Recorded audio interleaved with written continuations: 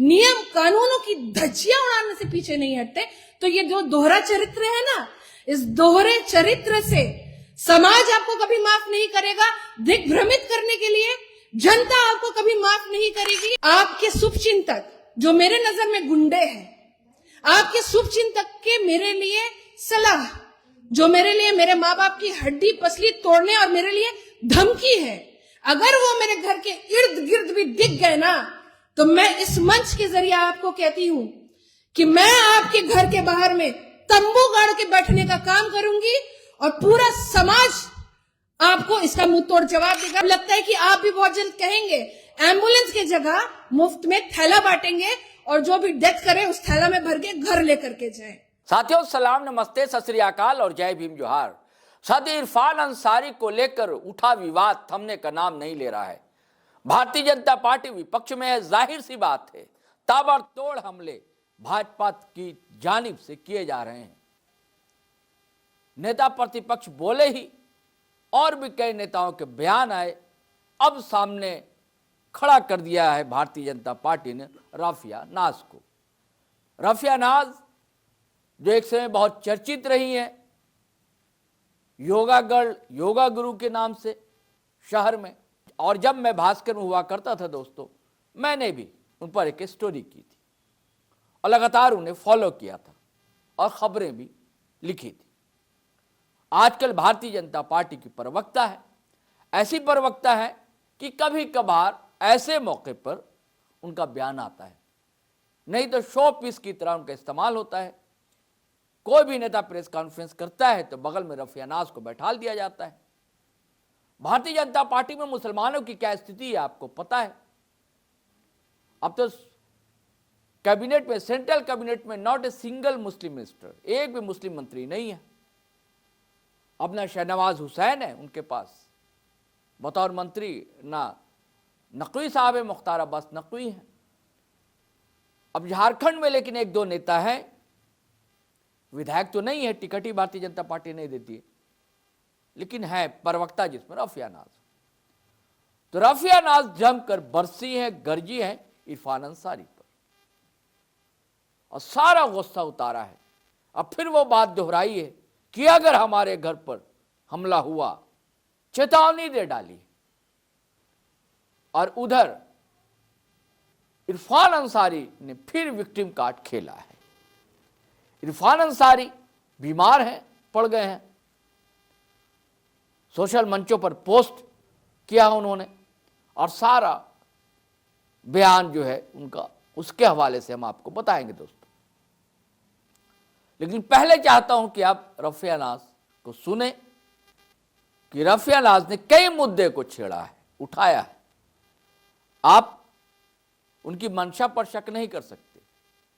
अब राजनीतिक बयानबाजियां, ये तो आप कहेंगे राजनेता है तो नेत्री है भाई, भाजपा की प्रवक्ता है, लेकिन जो मुद्दे उठाई स्वास्थ्य व्यवस्था को लेकर, इस पर सवाल तो हम जैसे लोग भी लगातार उठाते रहे। भले इरफान साहब हम जैसे लोगों को कथित पत्रकार कहें, ये बात अलग है, लेकिन हम लोग तो सवाल उठाते रहेंगे, आईना दिखाते रहेंगे। हम लोग का काम ही है आईना दिखाना। तो साथियों, मैं चाहता हूं कि पहले आप रफिया नाज ने क्या कहा है वो आप सुन लीजिए और फिर कैसे भिड़ गए हैं इरफान अंसारी, उससे हम आपको रूबरू करवाएंगे। जैसा कि हम जानते हैं कि झारखंड की हालत दिन ब दिन किस तरीके से स्वास्थ्य संबंधित समस्याओं को लेकर के गंभीर होते जा रही है। सेवा और नियमों की धज्जियां उड़ते जा रही है झारखंड में, और इस धज्जियां उड़ने के साथ साथ जो झारखंड के स्वास्थ्य मंत्री माननीय इरफान अंसारी जी है, उन्होंने पद, नियम और संविधान को ताक पे रख करके रील बनाने में अपनी व्यस्तता को कंटिन्यू करके रखा है। तो आप जैसा कि जानते होंगे कि किस तरीके से जो हमारी स्वास्थ्य की व्यवस्था है वो दिन ब दिन दर्द से बदतर होते जा रही है। बद से बदतर होने के पीछे का कारण है यहाँ के झारखंड के स्वास्थ्य मंत्री माननीय इरफान अंसारी जी, जिन्हें सिर्फ और सिर्फ पड़ी है तो अपनी झारखंड की स्वास्थ्य व्यवस्था चाहे गड्ढे में क्यों ना चली जाए, इरफान अंसारी जी को कोई परवाह नहीं है। इन्हें परवाह है सिर्फ और सिर्फ बयान देने की, वो भी ऐसे बयान देने की जो बयान झारखंड के नियमों को, कानूनों को, सभी को ताक पर रख देती। इसके साथ ही साथ माननीय मंत्री जी के पद को भी ताक में रखने वाले बयान से वो पीछे नहीं हटते। तभी वो बिहार की एक बेटी जो कि आयुष की डॉक्टर है, उन्हें 3 लाख रुपए मनचाही पोस्टिंग, इसके साथ साथ सुरक्षा देने की बात कर लेते हैं। मैं पूछना चाहती हूँ माननीय मंत्री इरफान अंसारी जी से कि जनता को दिग्भ्रमित करने का काम आप क्यों करते हैं, और दिग्भ्रमित करने का अधिकार आपको मंत्री जी किसने दिया है कि आप इस तरीके का बयान करते हैं कि एक बेटी को आप 3 लाख रुपए मनचाही पोस्टिंग और साथ ही साथ उनसे सुरक्षा व्यवस्था देंगे। आप मुझे ये बताइए कि कोई भी मंत्री, चाहे वो किसी भी पार्टी का हो, किसी भी पार्टी से आता हो, कोई भी मंत्री के पास ये अधिकार नहीं होता है कि वो किसी भी व्यक्ति को मनचाही पोस्टिंग, उसे नौकरी और उसे सुरक्षा उस पोस्ट के हिसाब से दे सके। एक जॉब का एक प्रॉपर चैनल होता है, उस चैनल के माध्यम से चल करके आके किसी को भी नौकरी और किसी को भी पोस्टिंग मिलती है।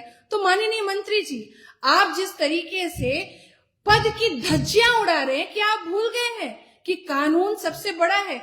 आप जिस तरीके से लोगों को दिग्भ्रमित कर रहे हैं और अपने पद का गलत इस्तेमाल कर रहे हैं और पद से परे जाकर के आप बयानबाजी कर रहे हैं, ये आईपीसी की धारा का उल्लंघन है और इस उल्लंघन के कारण किसी भी मंत्री को जेल, सजा और जुर्माना तीनों हो सकता है। इसके साथ ही साथ अगर कोई ऐसा प्रावधान है कि आप किसी को नौकरी दे सकते हैं, तो फिर आप नौकरी उनको क्यों नहीं देते? जो उत्पाद सिपाही की दौड़ में आपके स्वास्थ्य विभाग की लापरवाही के कारण उन बच्चों की मृत्यु हो गई, आप उन्हें नौकरी, उनके परिवार के सदस्यों को क्यों नहीं देते? आपने तो बड़े बड़े वादे किए थे, बड़े बड़े घोषणाएं किए थे कि मैं अपने तनख्वाह का हिस्सा उन उत्पाद सिपाही के परिवार को दूंगा। तो आपने कितने उत्पाद सिपाही के परिवार को उन तनख्वाह का हिस्सा दिया? आप जरा स्टेटमेंट पब्लिक प्लेटफॉर्म में जारी करें। इसके साथ ही साथ रूबिका पहाड़िया की जो निर्मम हत्या कर दी गई, आप कितने बार बेटी के घर में जा गए और कितनी बार आप उस बेटी को, उसके परिवार वाले को सहायता किए? आप मुझे ये बताइए कि रिम्स और सदर जैसे अस्पताल में जब रेप जैसी घटनाएं हो जाती है, एक बेटी के साथ बलात्कार हो जाता है, तो माननीय मंत्री इरफान अंसारी जी, आप मुझे बताइए कि आप एक बेटी को हॉस्पिटल के कैंपस के अंदर कितनी सुरक्षा दे देते हैं? आप मुझे ये बताइए माननीय इरफान अंसारी जी कि जिस तरीके से झारखंड में स्वास्थ्य व्यवस्था चरमराती जा रही है, आप बताइए कि आप इस स्वास्थ्य व्यवस्था पे कितने ध्यान दे रहे हैं? आपका ध्यान है? नहीं, आपका ध्यान है सिर्फ और सिर्फ रील बनाने में, लोगों को दिग्भ्रमित करने में और सिर्फ झूठी वाहवाही बटोरने में। आपको झारखंड की बुनियादी समस्या दिखती नहीं है।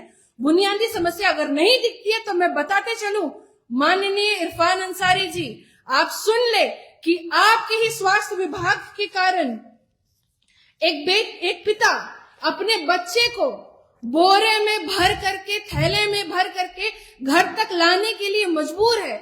माननीय मंत्री इरफान अंसारी जी, एक पिता जिसके 4 महीने की बच्चे की मृत्यु हो गई और आप डिबेट करते हैं 4 महीने 4 साल के बीच में, आपको तो शर्म आनी चाहिए। एक बच्चे की जान गई है, चाहे वो 4 महीने का हो, चाहे वो 4 साल का हो, चाहे वो 4 दिन का हो, जिम्मेदार कौन? आपका स्वास्थ्य विभाग इसका जिम्मेदार है। और ये पोल खोलता है आपकी सरकार का कि 20 रुपए में आप झोला में बच्चे की लाश को घर तक ले जाने के लिए मजबूर करते हैं। ये पोल खोलता है आपकी सरकार की ग्राम बस योजना का कि उस बेचारे गरीब के पास सिर्फ और सिर्फ 100 रुपए थे, 20 रुपए का वो थैला खरीदता है, 80 रुपए का बस का किराया देता है। कहाँ गया आपका एम्बुलेंस? कहाँ गए आपके ग्राम बस योजना? आपको तो शर्म आनी चाहिए माननीय इरफान अंसारी जी। ये आपकी स्वास्थ्य विभाग की सच्चाई है।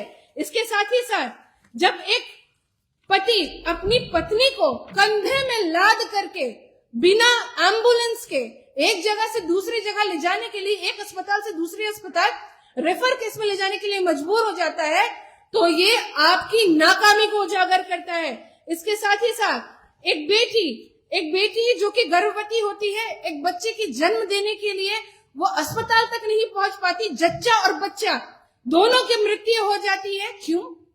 वक्त पे आपका एम्बुलेंस नहीं पहुंचता। और ये खाट पे बेटी नहीं, ये खाट पे आपकी स्वास्थ्य व्यवस्था है, ये खाट पे आपका स्वास्थ्य का सिस्टम है, वो सिस्टम जो रील बनाने में व्यस्त है, पर रियल में आपको किसी की भी परवाह नहीं है। आप कैसे भूल सकते हैं कि एक गर्भवती महिला ओटी के अंदर में है और उस ओटी के अंदर में टॉर्च के जरिए उसकी सर्जरी कर रही है।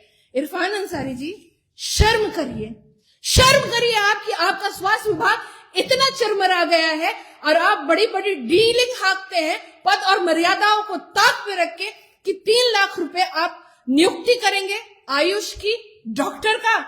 इसके साथ ही साथ मैं याद दिलाना चाहूंगी कि किस तरीके से गुमला, सिमडेगा, चाईबासा में एम्बुलेंस नहीं होने के कारण लोगों की मौत गई। सुरेश पासवान सहित कई मेरे ऐसे भाई हैं, उनकी मौत सिर्फ और सिर्फ एम्बुलेंस की वजह से हुई, क्योंकि झारखंड में एम्बुलेंस की सुविधाएं उपलब्ध नहीं है। 70% एम्बुलेंस डेड पड़े हुए हैं, जो कार्यरत है उसमें कर्मी नहीं है, कर्मियों को वहां पे सैलरी नहीं मिल पा रही है, उन्हें भुगतान नहीं मिल पा रहा है।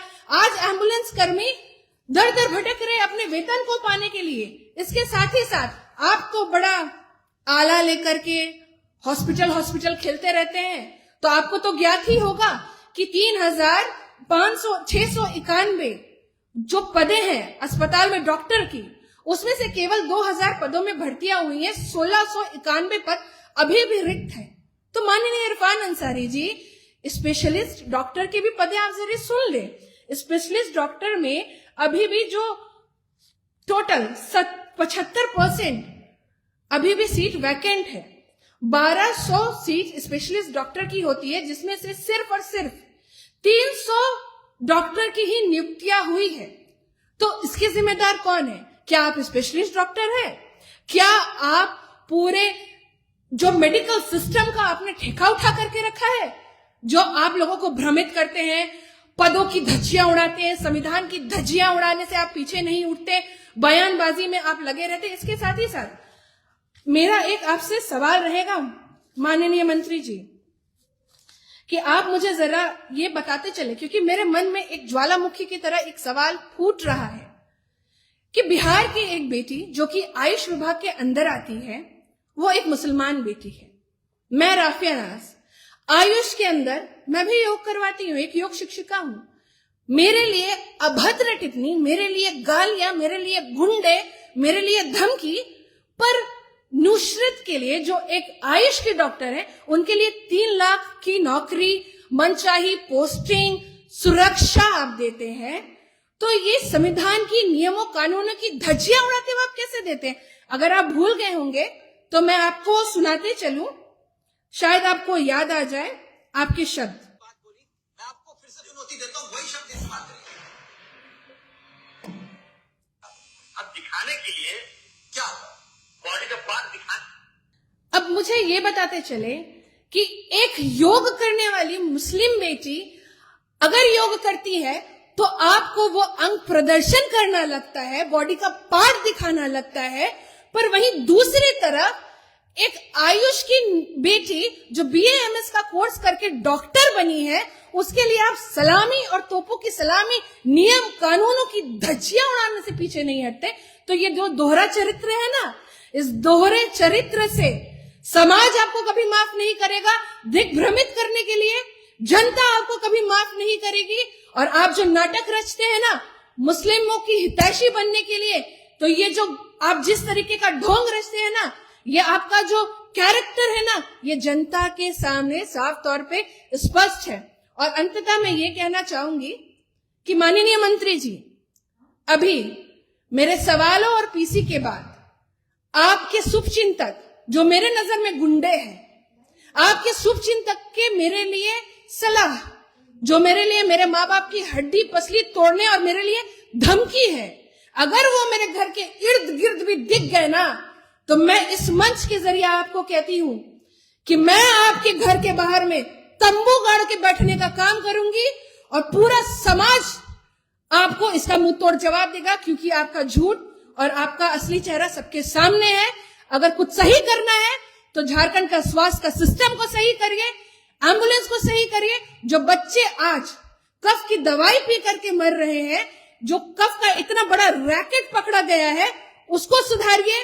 रिम्स के अंदर, बड़े अस्पतालों के अंदर जो रेप होता है उसको आप सही करिए।